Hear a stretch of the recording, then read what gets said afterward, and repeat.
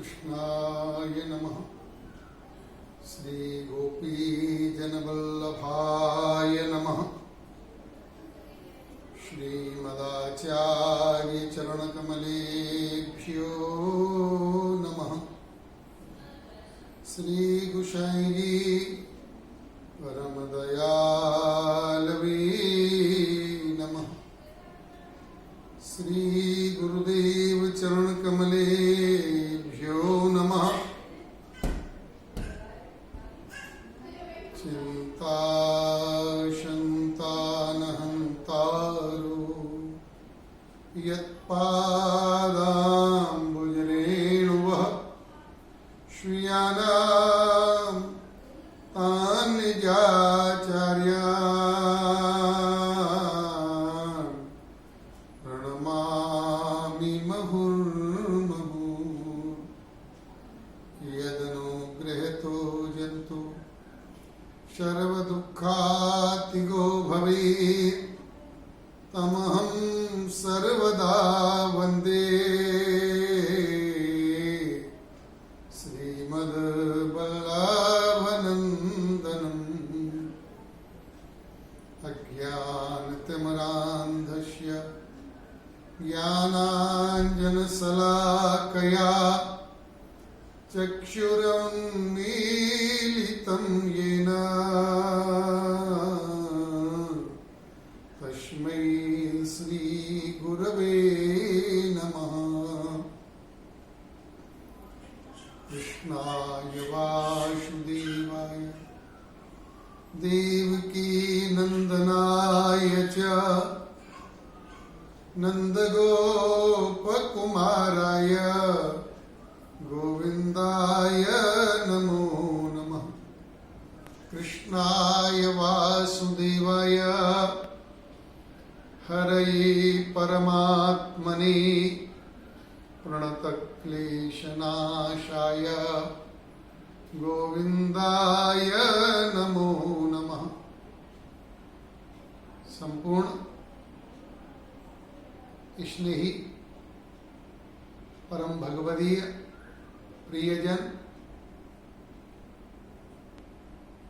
वर्तमान समय में संपूर्ण विश्व एक अकल्पनीय त्रासदी से गुजर रहा है।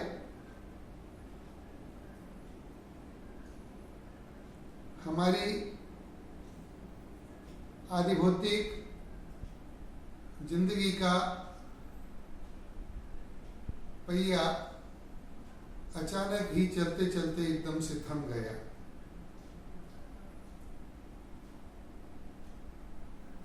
महान समस्या के रूप में इस भयंकर त्रासदी से बचने का अभी किसी को कोई उपाय नहीं सूझ रहा। ऐसे में केवल भगवत चरणारविंद की शरण ही हमें इस महान संकट से उबार सकती है।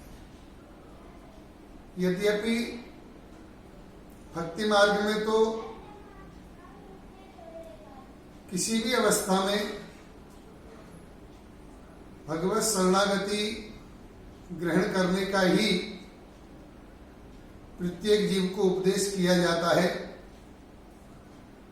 अकाले वा शुकाले वा और विकाले वा,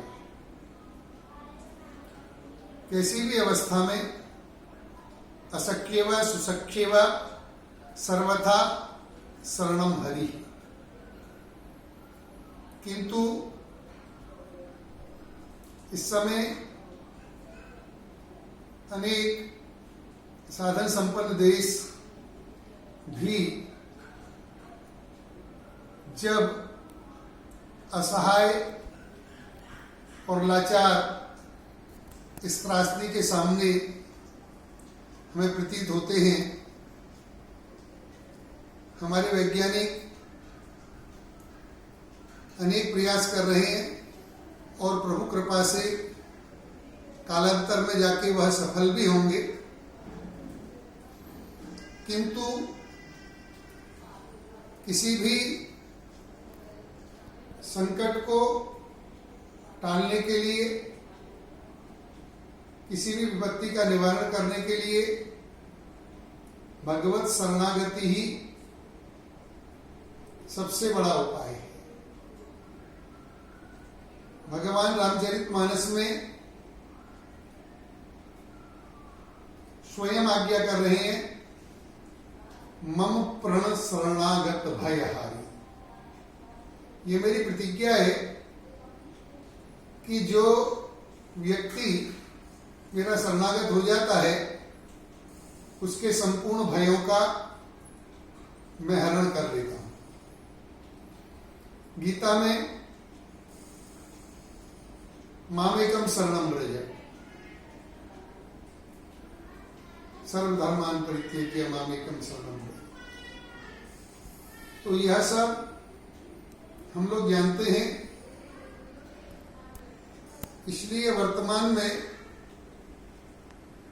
प्रभु के चरणारविंद की शरण ही सबसे बड़ा साधन है। भक्ति पूर्वक, श्रद्धा पूर्वक, विश्वास पूर्वक, अनन्य निष्ठा से प्रभु के चरणों में समर्पित होकर हम सब लोग संपूर्ण विश्व की इस विपत्ति को, इस त्रासदी को निवारण करने के लिए नित्य प्रति परमात्मा से प्रार्थना करें, उनके चरणों में यह विनती करें कि वही इस समय इस महान त्रासदी से हमारी रक्षा करने में संपूर्ण रूप में समर्थ है। यह विचार करते हुए जितना भी बने भगवद नाम का संकीर्तन, भगवद कथा का श्रवण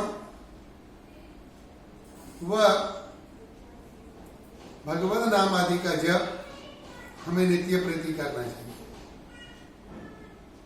भक्तों की प्रार्थना परमात्मा अवश्य स्वीकार करता है। अनन्यास चिंतयन्तु माम ये जना पर्युपासते। गीता में भगवान ने कहा कि अनन्यता पूर्वक, अनन्य भाव से जो जीव मेरा ही चिंतन करते हैं उनको मैं सदैव रक्षण करता हूं। भगवद उपासना से, भगवद प्रार्थना से समूचे भयों की निवृत्ति होती है। श्रीमद् भागवत के द्वितीय स्कंद में, श्रीमद् भागवत के 10वें स्कंध में द्वितीय अध्याय में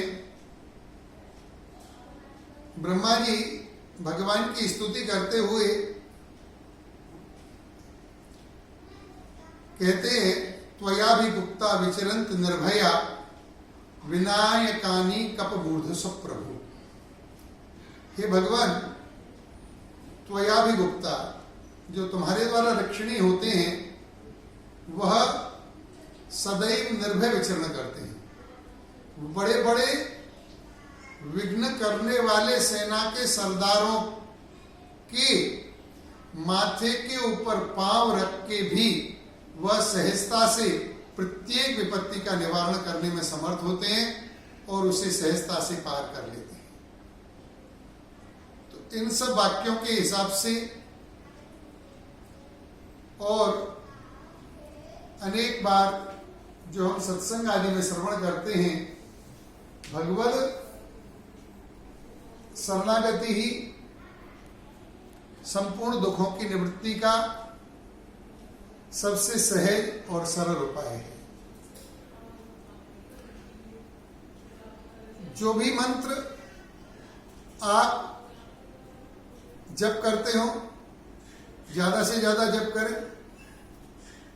समग्र मंत्रों में अलौकिक शक्ति है। अजामिलोपाख्यान की कथा में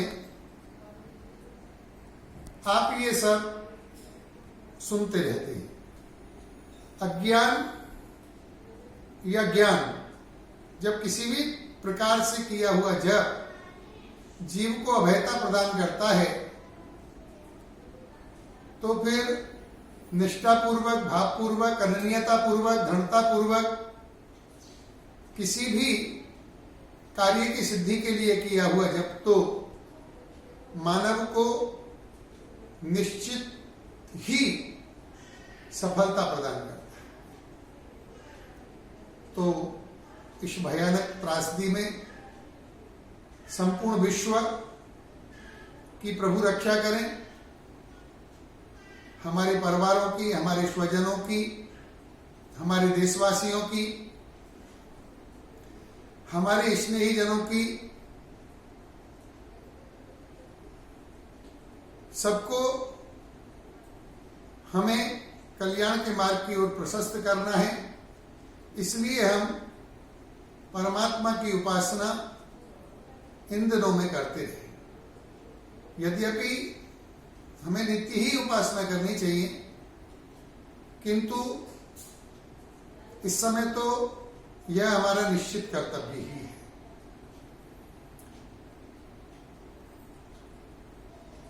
दो तीन दिन पहले श्री ललित जी हर्ष का फोन मेरे पास आया और परम भगवती हमारी अत्यंत प्रिय श्री ललित जी हर्ष ने मुझको ये निवेदन किया कि श्रीमद् भागवत में वर्णित द्वादशाक्षर मंत्र ओम नमो भगवते वासुदेवाय के जप का आप थोड़ा निर्देश करें और उस मंत्र का भाव सहित विवेचन करते हुए थोड़ा सबको उस मंत्र के विषय में बताने की कृपा करें। यद्यपि श्रीमद् भागवत में अन्य शास्त्रों में अनेक प्रयोग दिए गए हैं, किंतु ओम नमो भगवते वासुदेवाय इस मंत्र के विषय में जो प्रश्न किया गया, आप सभी लोग जानते हैं कि पौराणिक गाथा के अनुसार इस द्वादशाक्षर मंत्र का उपदेश महात्मा देवर्षि नारद के द्वारा सर्वप्रथम बालक ध्रुव को प्रदान किया गया और इस द्वादशाक्षर का जप करके ध्रुव ने अपने संपूर्ण अर्थों को सिद्ध किया। ओम नमो भगवते वासुदेवाय इस मंत्र के अर्थ का अगर हम विचार करें तो श्रीमद् भागवत दशम स्कंद में गर्गाचार्य जी के द्वारा जिस समय भगवान का नामकरण संस्कार किया गया, उस समय श्री गर्गाचार्य जी ने नंद बाबा को यह बताया कि यह बालक कभी वसुदेव के यहां भी उत्पन्न हुआ था, इसलिए इसको लोग वासुदेव के नाम से भी जाने, किंतु यह अर्थ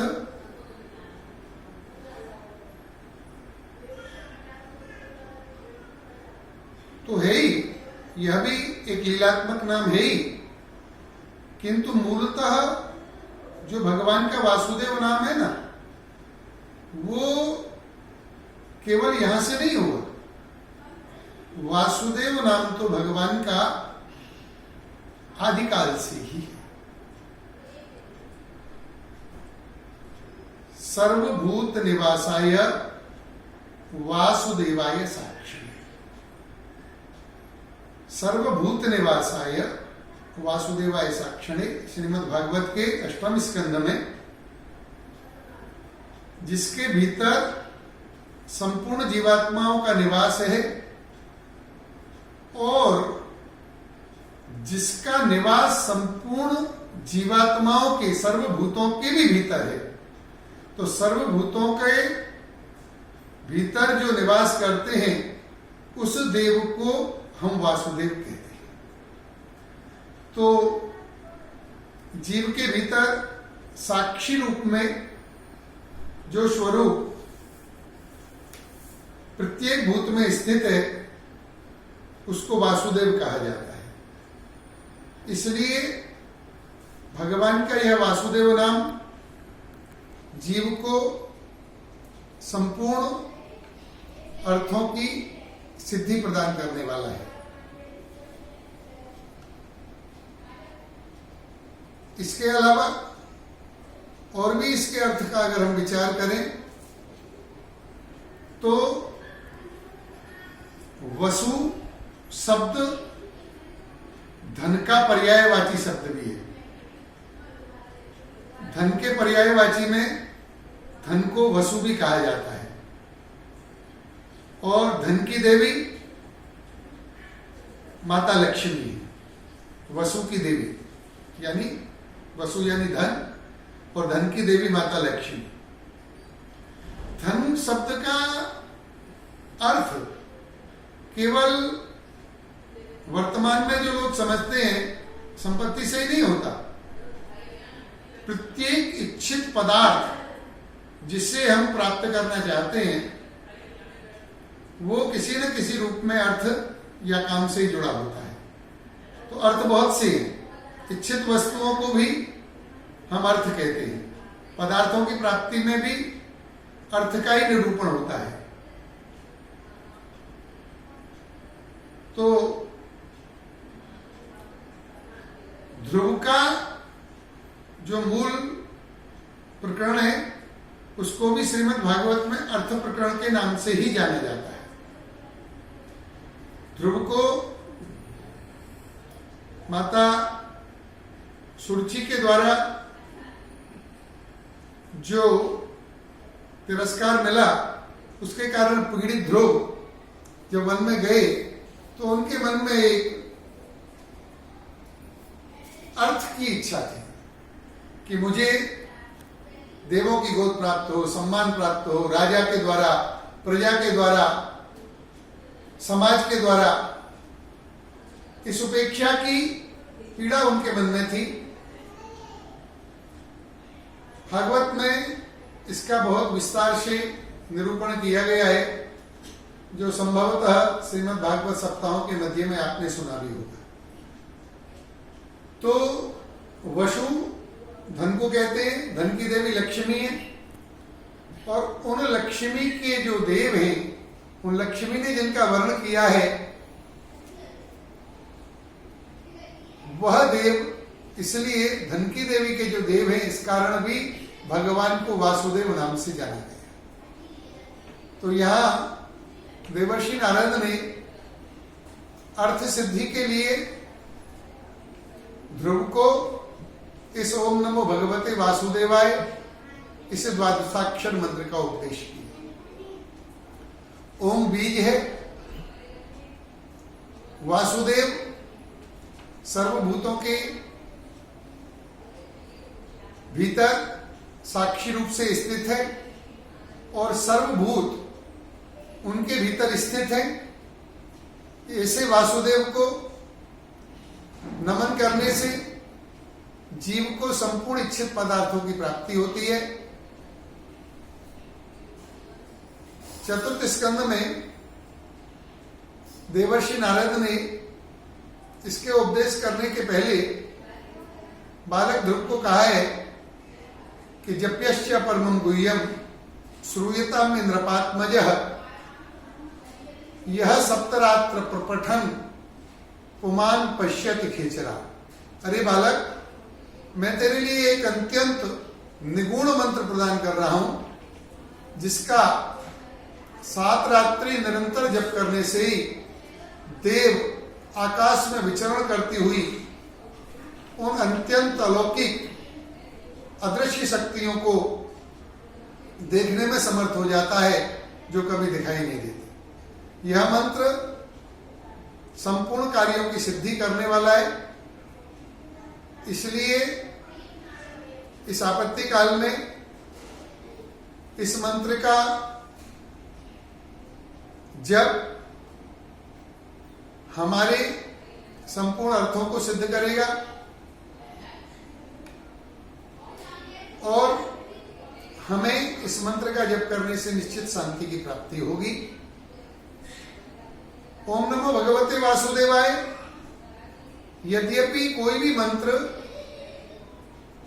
शास्त्रीय परंपरा के अनुसार दीक्षा के बिना जप नहीं करना चाहिए, ऐसा विधान है।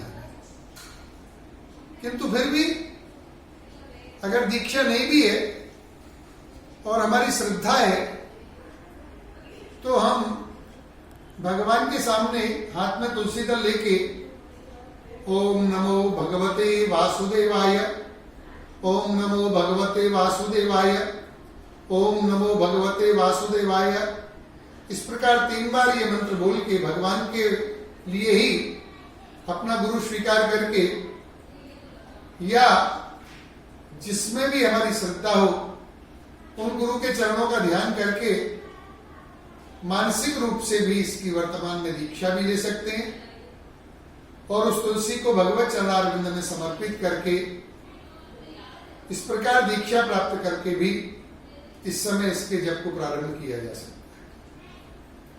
या फिर दीक्षा नहीं भी लें तो भी जो षष्ठ स्कंदीय परंपरा है उसके हिसाब से कैसे भी अज्ञान से ज्ञान से भाव को भाव अनखालसु, जो तुलसीदास जी ने भी कहा है, नाम जपत मंगल दिस दसहु, इस मंत्र का जप कर सकते हैं। तो ओम नमो भगवते वासुदेवाय इस मंत्र का जप भगवान वासुदेव की शरणागति रहते हुए निरंतर किया जाए, जितना भी ज्यादा से ज्यादा बन सके किया जाए और भगवान वासुदेव से हम ये प्रार्थना करें कि इस समय वो हमारी रक्षा करें, हमारे परिवार की, हमारे आत्मीय स्वजनों की, समग्र विश्व की इस भयानक त्रासदी से रक्षा करें और भी बन सके तो गजेंद्र मोक्ष के प्राट भी किए, क्योंकि जब गज के पास कोई उपाय नहीं रहा, ग्रह उसको संपूर्ण रूप से निगल चुका था, तब गज ने जो गजेंद्र मोक्ष गाया उसकी फलश्रुति ये है कि भगवान प्रकट हुए हरि रूप में। हरि नाम जो दुखों का हरण करता है और गज के संकट को दूर किया, ग्रह का विनाश किया। तो ऐसी त्रासदी से यह हरि नाम ओम नमो भगवते वासुदेवाय इस प्रकार के मंत्र नाम जप यही सब हमारी रक्षा करने में समर्थ हैं।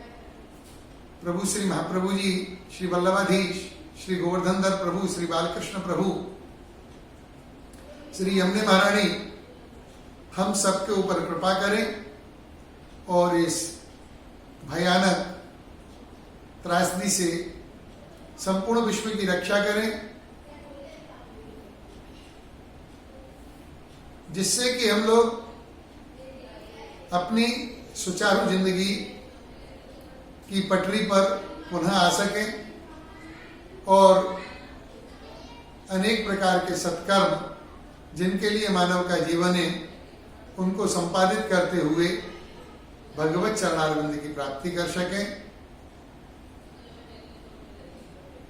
यही हम भगवान से प्रार्थना करते हैं और इसी के साथ अपने इस वक्तव्य को भगवत चरणारविंद में समर्पित करते हुए विश्राम देते हैं।